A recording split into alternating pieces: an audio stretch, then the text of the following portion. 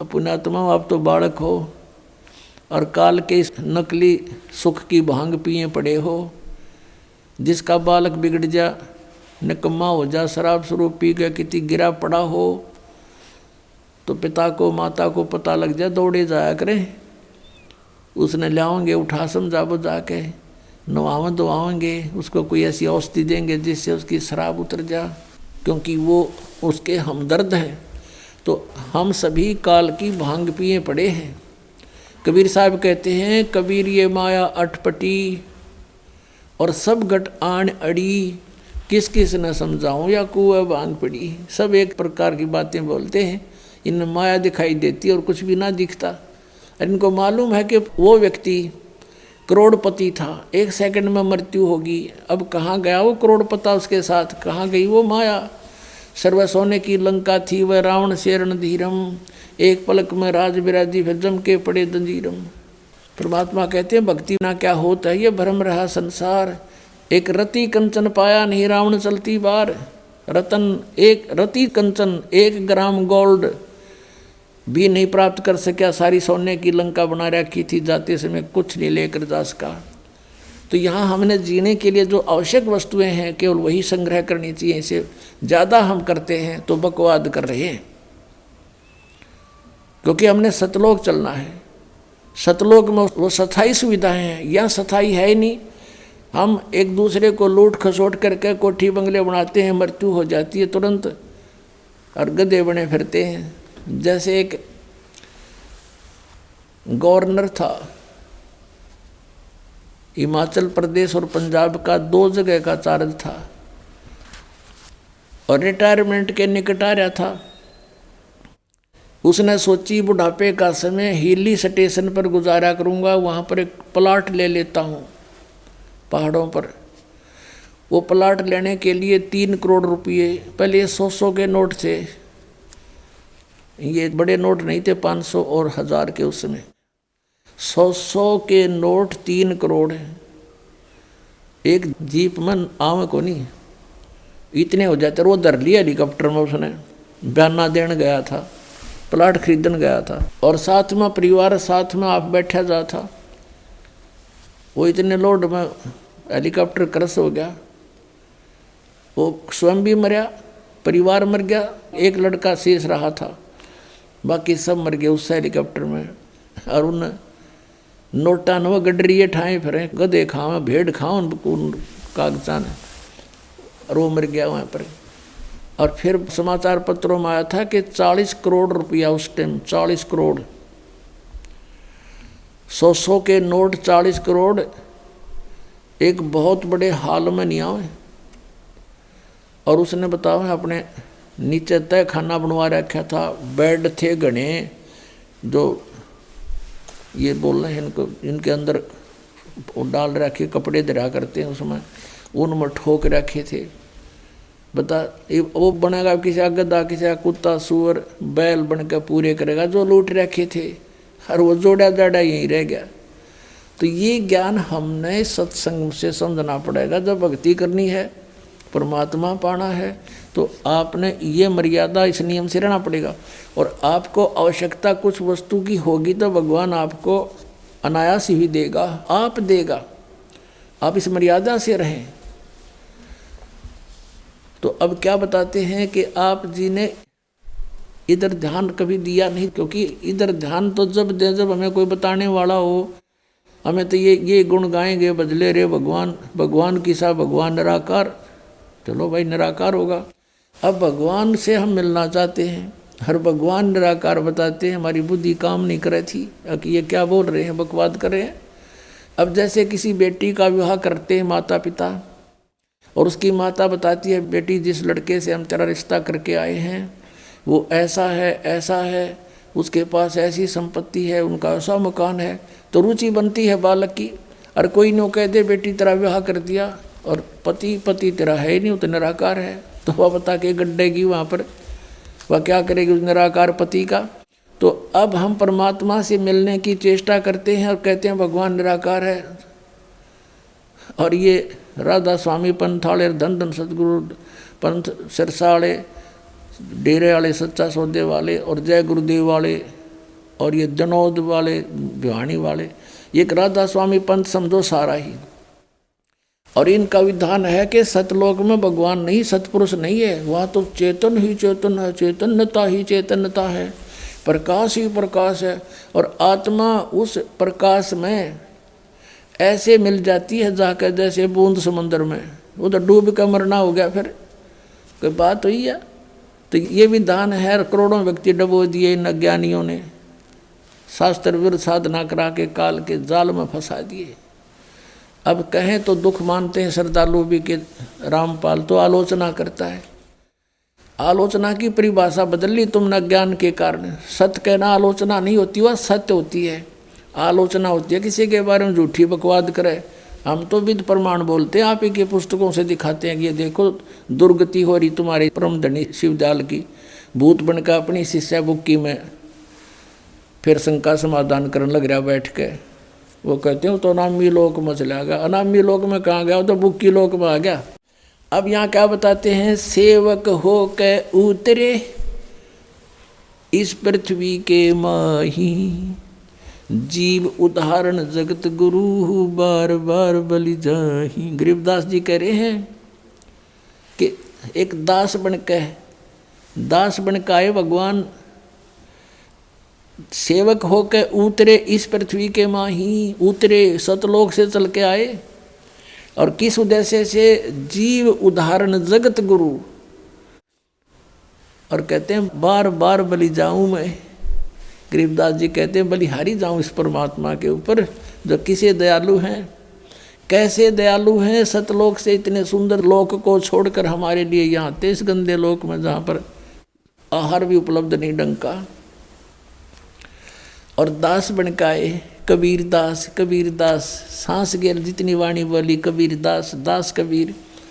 परमात्मा जब क्यों उन्होंने दास कहा कि हमने भी यदि सतलोक पाना है तो ऐसे ही अपनी क्रियाएं बनानी पड़ेंगी। यहाँ पर कोई भी जिसने अपने आप को स्वामी माना है वो पेटे हैं अंत में। किसी राजा को देख लो, इन हिरण्यकशिपु को देख लो और रावण को देख लो, भक्ति करना और साथ बकवाद नहीं चलेगी। अब रावण जैसी साधना कोई नहीं कर सकता।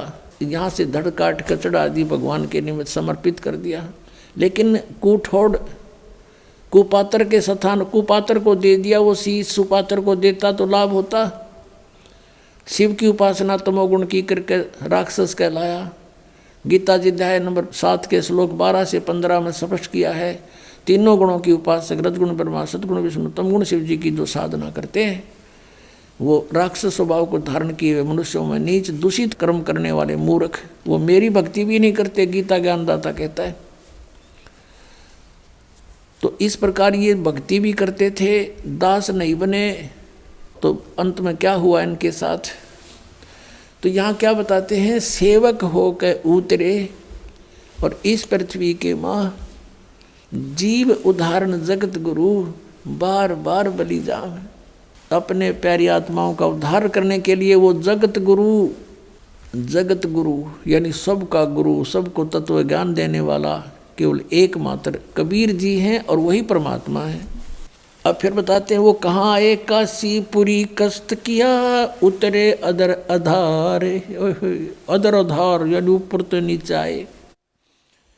मोमन को मुजरा हुआ वहाँ जंगल में दीदारे। मोमिन यानी उस नीरू नामक मुसलमान जुल्हे को परमात्मा ने जंगल में दर्शन दिए लहर तारा तालाब पर। अब उस परमात्मा का कितना सुंदर शरीर था। कोट कर्ण शशि भान सुध आसन अदर विमाने, परसत पूर्ण ब्रह्म को शीतल पिंड और प्राणी। अब परमात्मा का कहते हैं ऊपर आसन अधर विमान। सतलोक में तो उस परमात्मा का ऐसा शरीर है, करोड़ सूर्य करोड़ चंद्रमा, ऐसी शोभा है। कोट किरण शशि भान सुध, शशि माने चंद्रमा, भानु माने सूर्य। कोट किरण शशि भान सुध वो आसन अधर विमाने। और वही परमात्मा फिर कहते हैं बालक रूप में, परसत पूर्ण ब्रह्म को शीतल पिंड और प्राण।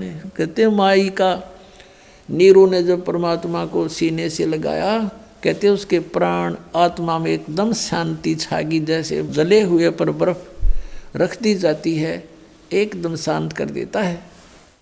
फिर क्या बताते हैं, गोद लिया मुख चूम कर हेम रूप झलकनते, जगर मगर काया करे जैसे दमके पद्म अनंत। उस माई ने शिशु रूप धारी बालक को कहते हैं मुँह चूम्या, गोद में लिया।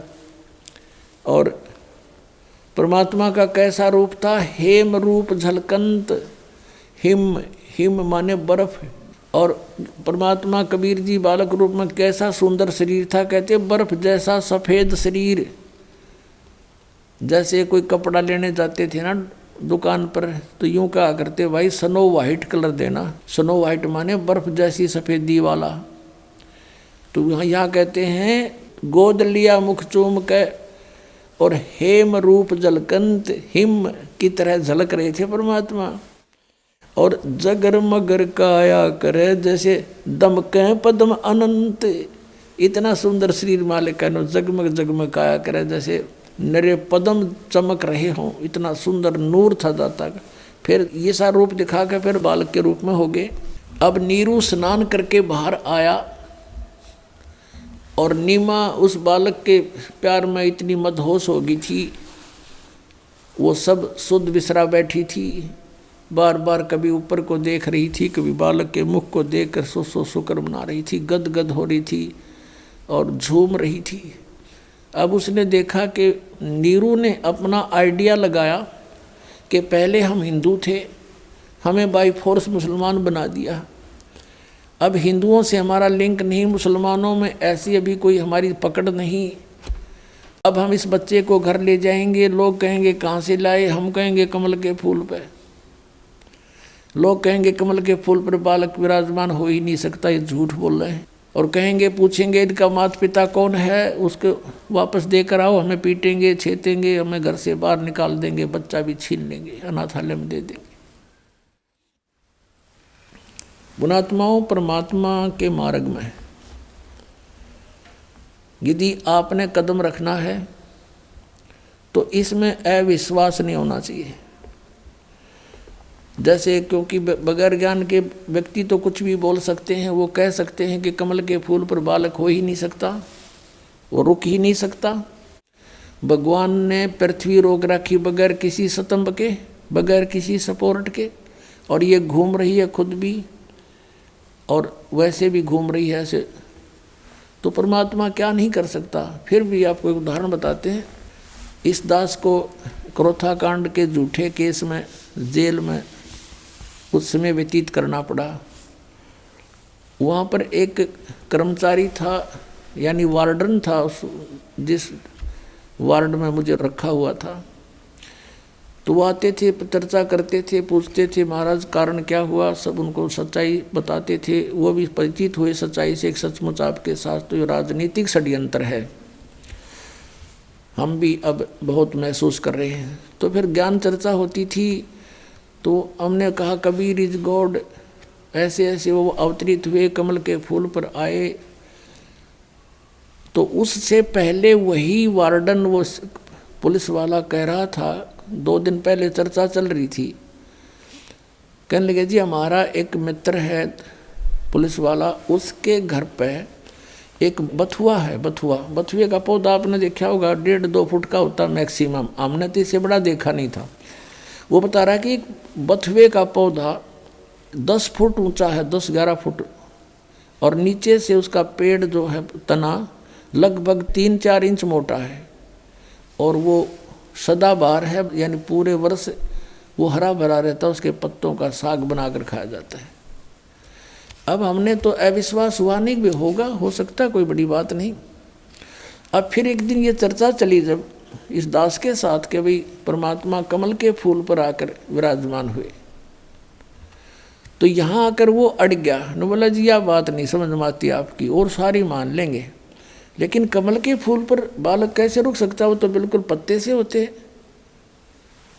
मेरे फिर वह बात याद आएगी, मैं कहने लगा भगत एक बात बताओ, आप परसों बता रहे थे कि आपके एक मित्र के घर पर एक बथुआ है और वो 3-4 इंच मोटा उसका तना है और 10 फुट ऊंचा लंबा है।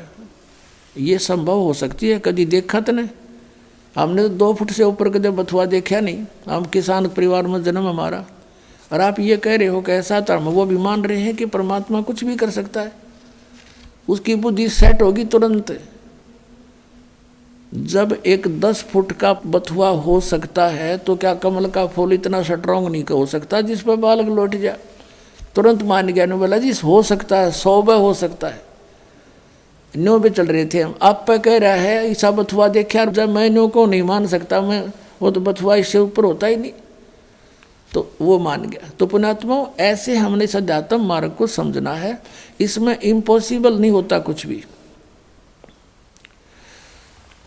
एक उदाहरण बताते हैं। कबीर परमात्मा का एक साधक था। हम कैसे साधक हैं? हम भगवान के ज्ञान को अवश्य सुनते हैं लेकिन मनमुखी तुरंत हो जाते हैं। अब वो साधक घर छोड़ कर जंगल में पहाड़ पर जाकर बैठ गया और वहाँ दिन रात भक्ति कर रहा था, साधना करता था। एक दिन वो क्या करता था, वहाँ से नीचे उतर कर आता था। एक सरोवर था नीचे, थोड़ा पहाड़ से नीचे की तरफ, पहाड़ी पर ही था, बना हुआ था, लेकिन वो और ऊंची पहाड़ी पर रहता था। वहाँ आकर स्नान करता था और जल भर ले जाता था अपना करमंडल में। एक दिन वो बीमार हो गया, इतना असहाय हो गया कि वो स्नान करने मुंह धो नहीं सकता था, और मुंह धोए बिना वो भगवान नहीं बच सकता था। इस तरह की अपनी अटकल बना रहा था। तो वो रोने लग गया बहुत बुरी तरह, हे भगवान मैं मुंह धोऊंगा कैसे, मुंह धो नहीं सकता, आपको याद कैसे करूंगा, ऐसे तड़प कर रहा था। अब कहते हैं दारी मेरे संत की मोह से मिटे नहीं अंश। अब उसके लिए परमात्मा ने क्या किया, इतनी जबरदस्त वर्षा कर दी कि पूरी पृथ्वी पर जल ही जल हो गया, कम से कम 200 400 फुट ऊंचा। और फिर वो जल उस पहाड़ी के निकट पहुंचा जहां वो संत बैठा था। इतना निकट कर दिया वो जल कि उसने ऐसे देखा, अरे जल यहाँ आ गया, अरे वर्षा इतनी अच्छी होगी। और उसने फिर मुंह धोया, मुंह धो कर पानी पिया। फिर उसने देखा कि ये तो सब कुछ नाश हो गया, प्रलय होगी। फिर उसको आकाशवाणी हुई कि तेरे लिए ये करना पड़ा मुझे। तब रोने लग गया, हे भगवान मुझ पापी के लिए इतना अनर्थ हो गया, सारी जनता मर गई मालिक। कहते उसी एक्शन एज इट इज कर दिया, जो का तू एज इट इज, जैसे जो जहाँ काम कर रहा था एज इट इज, कलम पकड़ थी तो कलम में पकड़ा बैठा वहाँ पर। तो यहाँ के बारे में कहते हैं, मौला थल से जल करे और जल से थल कर देत, साहेब तेरी साहेबी अब श्याम कहूँ अक्सवेत। परमात्मा 1 सेकंड के कुछ क्षण में भी पूरी पृथ्वी पर जल ही जल विनाश कर सकता है। और दूसरे अक्षर में जो का तू, आपको जैसे यहाँ बैठे हो ऐसा ही बैठा दे, आपका याद भी ना हो मेरे गिल बनी थी क्या। इतना सामर्थ्य परमात्मा में है। और हम इन अनाड़ियों के कारण, अज्ञानता के कारण, शास्त्र विरुद्ध साधना करने के कारण, परमेश्वरीय लाभ से वंचित रहने से हम ये सोच बैठे हैं ऐसा नहीं हो सकता, ऐसा नहीं हो सकता। और ये अगर मगर जो है ये हमारे भक्ति मार्ग को समझने में बहुत बड़ी बाधा है। परमात्मा के मार्ग में कभी भी अविश्वास नहीं होना चाहिए। एक कथा सुनाता हूँ। इस दास को जब तक ये ज्ञान नहीं प्राप्त हुआ था तब ऐसे ही कोई जैसा भी कोई ज्ञान देता उसको उसका सच्चाई लगता था हमें। हमारे घर पे हमारे किराए के ऊपर एक आर्य समाज का एक व्यक्ति रहता था। वो टीचर था, वो शास्त्री बताता था अपने आप को, और बहुत अच्छी नेक आत्मा था, बोलन बतलाने का स्वभाव ठीक था उसका। तो फिर मुझे उपदेश प्राप्त हो गया। पहले जब हम चर्चा करते थे उससे तो वो कुछ भी कह देता था, उसकी बात को मानते थे। वो महर्षि दयानंद का पुजारी था। जब दास को ये ज्ञान हुआ, सन 1988 में नाम प्राप्त हुआ, तो 1989 में 1 वर्ष बाद दास ने क्या सोचा कि ये भक्ति बोध जो आपको देते हैं मंत्र, ये नित्यनेमकरण की पुस्तक, ये छपवाई इस दास ने, कुछ पुस्तक छपवाई 2000 या जैसा भी, और वो छपवाई इसलिए थी कि गुरुदेव को दे देंगे और वो भक्तों को आगे फ्री बांटते हैं। अब वो जब वो ऊपर एक हमने पूजा सतल बनाया था 15 बाई 5.5 का, गैलरी के ऊपर अलग से सेपरेट बना था, उसमें खिड़कियां लगाई थी, एक शीशा टूटा हुआ था, उन खिड़कियों के बाहर की साइड में लोहे की जाली लगानी थी, ये मच्छरों से बचाने की होती है ना जालियां, लोहे की जाली।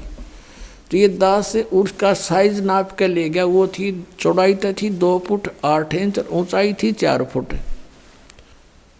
अब 2 फुट 8 इंच मैंने ऐसे 2 और फिर डैश ला के 8 इंच के ऊपर 2 डैश ला के अपनी इस इंजीनियरिंग भाषा में लिख रखी थी। वो तो आम आदमी भी ऐसे लिखता है। तो वो जा कर के मैंने एक लोहे वाले दुकानदार से दे दी कि भाई ये जाली तैयार कर दे इस साइज की। मैं कुछ और सामान ले आता हूँ, स्कूटर ले रखा था मैं, छोटा 2 व्हीलर मोटरसाइकिल टाइप। मैं सामान आगे से कुछ और लेकर आया तो उन्होंने उसके नौकर ने वो जाली काट के पैक करके रखी, उसकी पेमेंट करके दास चल पड़ा। घर पे आया, बड़ा लड़का छोटी उम्र का था, 13-14 वर्ष का होगा, और एक और किराएदार रहता था वहीं पर, बिहार साइड का था वो। उनसे कहा कि भाई तुम दोनों जने ऐसे करो, ये जाली लगा दो। उसमें सिर्फ लगा के कील ठोकनी थी और कुछ नहीं करना था। तो वो दोनों लगाने लगे, वो जाली लगाने लगे तो वो चौड़ाई में छोटी थी 8 इंच, उसके काटने में फर्क रह गया। धोखे से 2 फुट 8 इंच की बजाय 2 फुट काट दी और ऊंचाई से ही काट दी। उन्होंने मुझे बताया, लड़के ने फिर उसने दोनों ने कहा जी ये जाली तो छोटी है। मैं भी छोटी कैसे हो सकती है, मैं नाप के देख रहा हूँ नाप। मेरे सामने उन लगा के दिखाई 8 इंच छोटी। फिर मैंने ऐसे करके देखा, मैं कदे दूसरी तरफ तला दी, वो यूँ तो फिर और ज़्यादा अंतर था। दूसरी फिर देखा, दूसरी भी ऐसी। अब वहाँ जहाँ मकान बना रखा था शहर, वहाँ से काफ़ी दूर था, 3-4 किलोमीटर की दूरी पर। मैंने सोचा फिर देखेंगे, अब समय नहीं है। सुबह उठकर जल्दी अपनी ड्यूटी पर चला गया। उन्होंने पीछे से उठा कर वह स्टोर में फेंक दी, उनकी माँ ने जाली। अब फिर ऐसे ही फिर कुछ दिनों के बाद क्या किया, पुस्तक छपवाई भक्ति बोध, और वो ऊपर रख दी उस पूजा स्थल में, तख्त के ऊपर।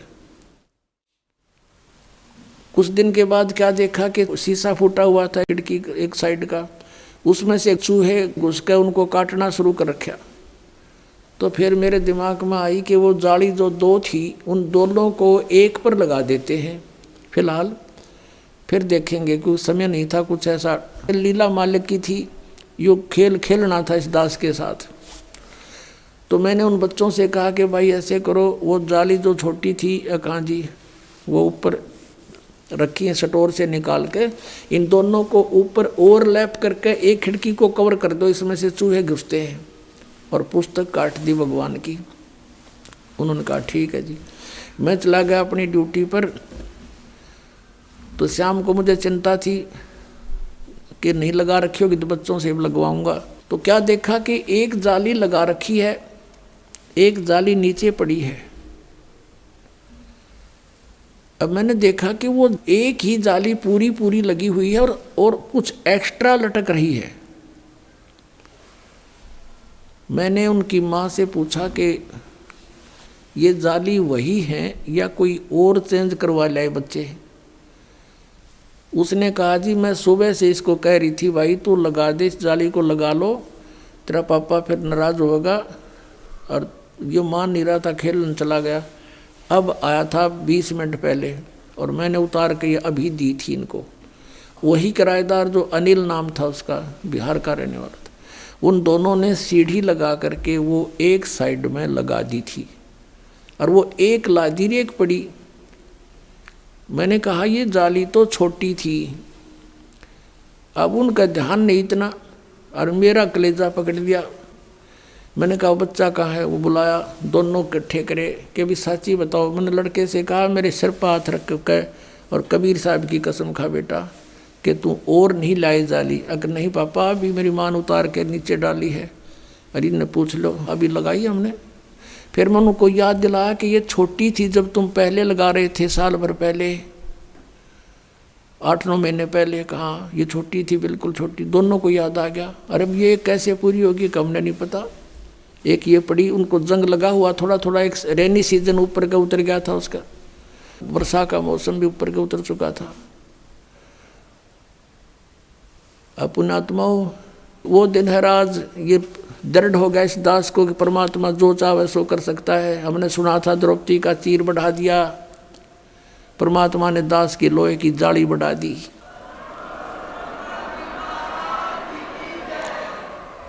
ये कबीर परमेश्वर है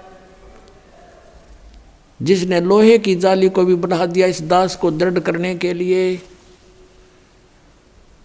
अब दूसरी फिर उठाकर देखी, दूसरे पर लगाई हुआ, उस पर पूरी आ गई। पूरी के बाद भी 6 इंच एक्स्ट्रा नो लटक रही है।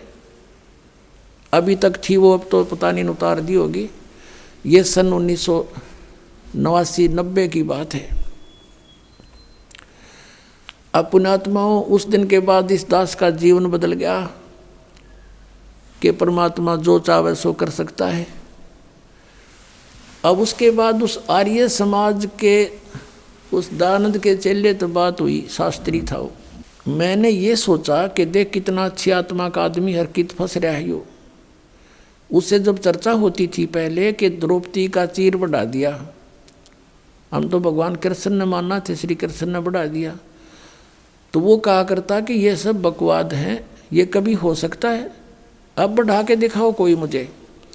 वो तो वैसे श्री कृष्ण तगड़े थे, सूरवीर थे, जाकर धमका दिया होगा, खबरदार छोड़ दे उस लड़की ने, चीर बढ़ा करें कदे। तो हम ये भी मान लेते चल ऐसा हो गया होगा पहले। और जिस दिन से ये मालिक ने यह दया बख्शी, हम कैसे माने उस मूर्ख की इस बात को?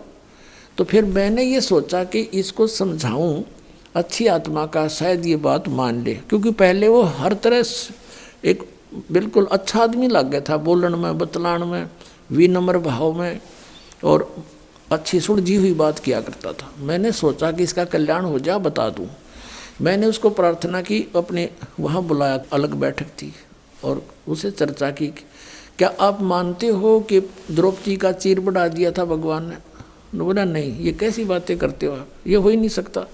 मैंने कहा जी देखो, वो तो चलो पुरानी बात होली, हुआ या ना हुआ, लेकिन मेरे सामने हो गया, ये मेरी लोहे की जाली बढ़ गई और 8 और 6 14 इंच बढ़ गई है लोहे की जाली।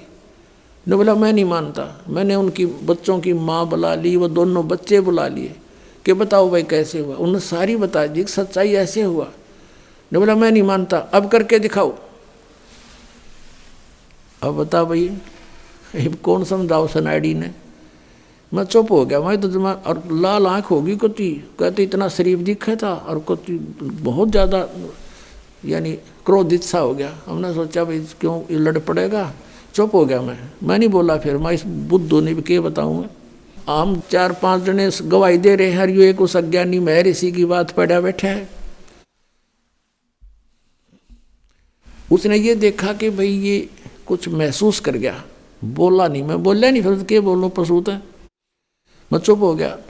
उसने सोचा भाई जैसा भी उसके मन में आया, फिर वो बोला देखो आप इंजीनियर हो, एजुकेटेड हो, कोई मूर्खों को तो बहका भी दे, ऐसी बातें कर दे, आप कैसी बातें कर रहे हो। देखो मैं बताता हूँ महर्षि कैसे होते हैं। एक बार महर्षि दयानंद योग अभ्यास कर रहा था एक बंद कमरे में, आसन पद्म लगा के, और वो जमीन से ऐसे उठता था और छत के सिर लगा के वापस आ जाता था। ऐसे कर रहा था। रसोईया गया भोजन के लिए प्रार्थना करने, उसने झांकी से देखा, खिड़की से देखा, महर्षि दयानंद ऐसे जा रहा था, ऊपर छत के सिर लगा के वापस आ रहा था। उसने औरों को बुलाकर दिखाया, देखा ऐसे होते महर्षि। मैं बोला झूठ, कति झूठ, तू करके दिखा।